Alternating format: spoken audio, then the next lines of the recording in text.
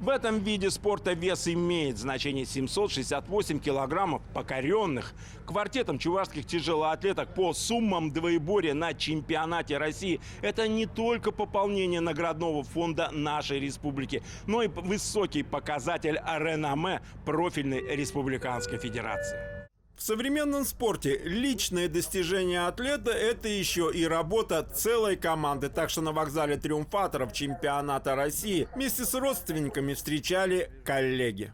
Победа наших спортсменов в значительной степени способствует увеличению количества занимающихся в спортивной школе, популяризации тяжелой атлетики в частности и развитию общей физической культуры и спорта Чувашской республики. Мы очень гордимся. Теплые объятия, приличествующие случаю цветы – все это заметно подняло настроение чемпионки России Александры Козловой, ее подругам, призерам соревнований Ирине Баймулкиной, Наталье Шаймановой. Своими ощущениями от прошедшего чемпионата страны с нами поделилась победительница.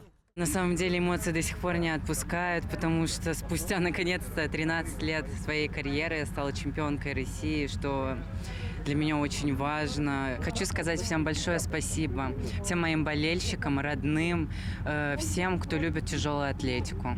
Спортивный праздник долгим не бывает. 3 дня на передых и новая работа.